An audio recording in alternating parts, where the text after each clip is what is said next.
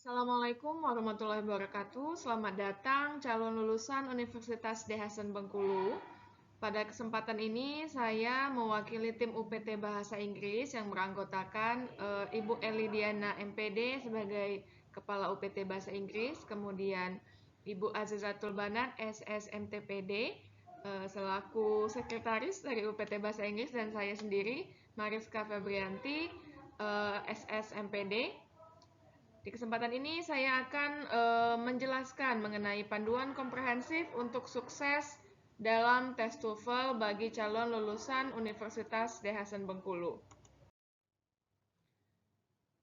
Kegiatan ini diadakan agar untuk mahasiswa, agar calon lulusan mengetahui atau mengenal mengenai tes TOEFL dan mengetahui pentingnya dilakukan tes TOEFL. Sebelumnya, tes TOEFL itu kepanjangan dari Test of English as a Foreign Language, di mana tes ini nanti setelah melakukan tes, kalian akan mendapatkan sertifikat TOEFL. Tes ini digunakan untuk mengukur kemampuan bahasa Inggris sebagai bahasa asing. Kenapa ini penting dilakukan? Yang pertama, itu sebagai syarat untuk kuliah di luar negeri. Kedua, untuk syarat bekerja di luar negeri. Tentunya bila Anda ingin keluar negeri, baik itu dalam pekerjaan ataupun kuliah, Anda akan ditanyakan mengenai seberapa besar atau sampai mana kemampuan berbahasa Inggris Anda. Karena bahasa Inggris itu sangat penting jika Anda sudah berada di luar negeri. Kemudian yang ketiga, itu tes TOEFL digunakan untuk menguji kemampuan berbahasa asing.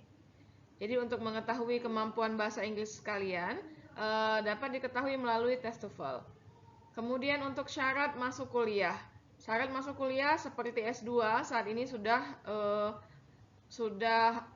menggunakan atau sudah harus melampirkan sertifikat TOEFL. Contohnya misalnya ingin melanjutkan S2 di UGM. Kemudian syarat lulus kuliah. Nah, ini sudah diterapkan oleh kampus kita, yaitu Universitas Hasan Bengkulu, di mana semua wisudawannya yang mau lulus untuk wisuda harus wajib mengikuti tes TOEFL. Yang ketiga, terakhir itu syarat untuk seleksi CPNS. Nah, nanti calon lulusan Universitas Hasan Bengkulu yang sudah lulus dari kampus ini kita bekali dengan sertifikat TOEFL.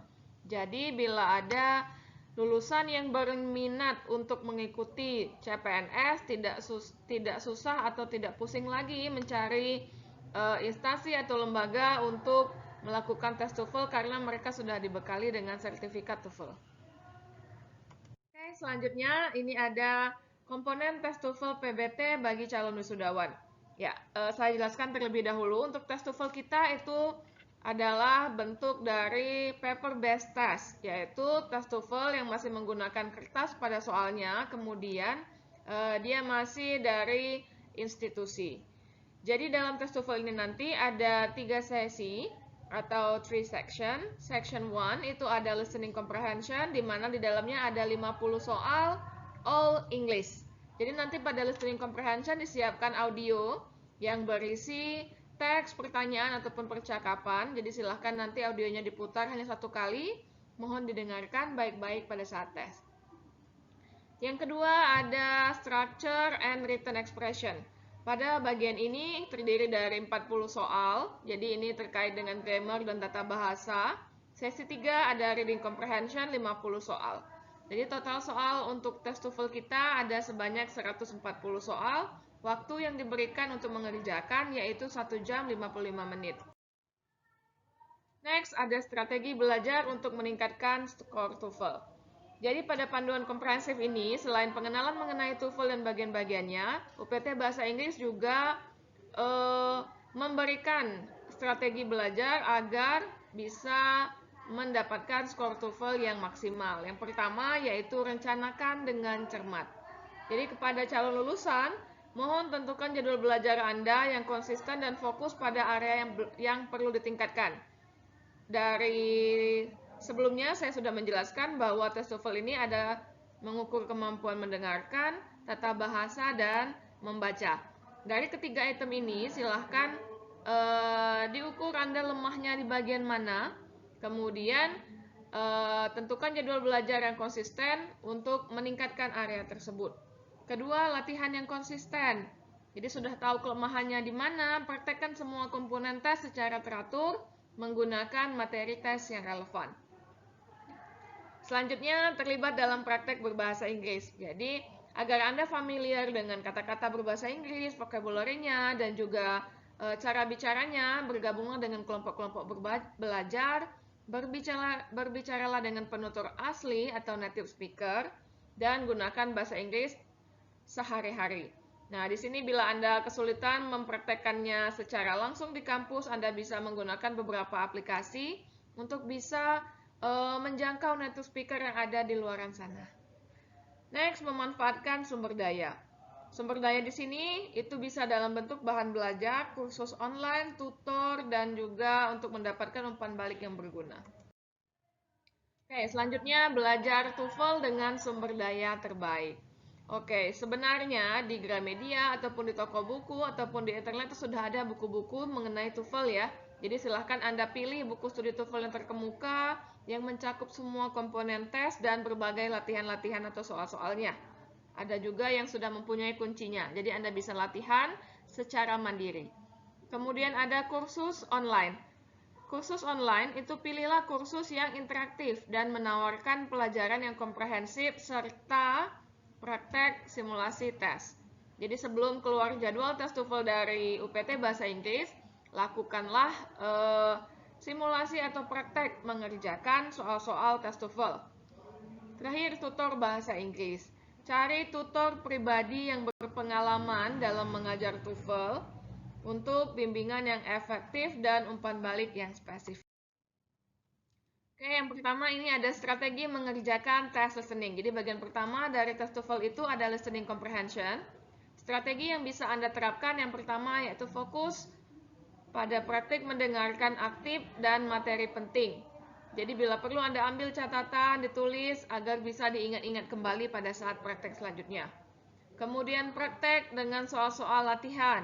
Ya, semakin banyak Anda berlatih, otomatis telinga kita akan familiar mendengarkan kata-kata berbahasa Inggris. Kemudian kenali jenis pertanyaan. Dalam listening ini nanti pertanyaannya 50 soal itu tidak sama ya. Jadi ada yang bersifat conversation, ada yang teks atau paragraf. Jadi pertanyaan dan teksnya pun berbeda. Mengelola waktu, ya dari waktu yang kita berikan silahkan nanti dilatih agar Anda bisa secepat mungkin menjawab soalnya. Latihan dengan aksen yang berbeda, lakukan tes simulasi. Kemudian pentingnya latihan yang konsisten dan jangan panik. Jadi pada saat mengerjakan listening dimohon untuk bersabar, take it easy, jangan gugup, jangan panik agar bisa mendengarkan dengan konsentrasi dan fokus. Strategi mengerjakan tes structure.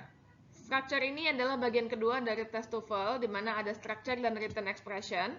Strategi pertama yang bisa Anda terapkan yaitu baca kalimat dengan teliti. Karena pada part A itu bagian structure melengkapi kalimat dalam bentuk grammar, jadi ada bagian yang kosong.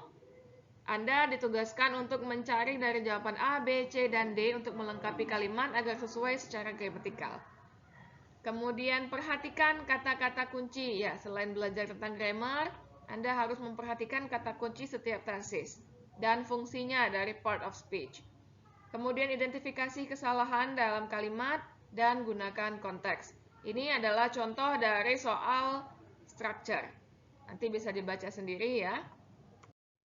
Kemudian yang terakhir, strategi mengerjakan tes reading. Pada reading comprehension tentunya nanti dari setiap soal itu ada reading text yang lumayan panjang. Jadi untuk mengerjakannya yang pertama Anda harus membaca soal terlebih dahulu. Jadi jangan terpaku pada teks ya, karena kalau teksnya mau dibaca dulu nanti takutnya waktunya nggak keburu. Jadi baca soal terlebih dahulu, kemudian bisa menerapkan dengan membaca tepat dan cepat. Catat poin-poin kuncinya, kemudian fokus pada pertanyaan dan hubungan antar kalimat. Oke, jadi itu saja untuk strategi mengerjakan tes TOEFL-nya, baik itu pada part listening comprehension, structure, ataupun reading comprehension.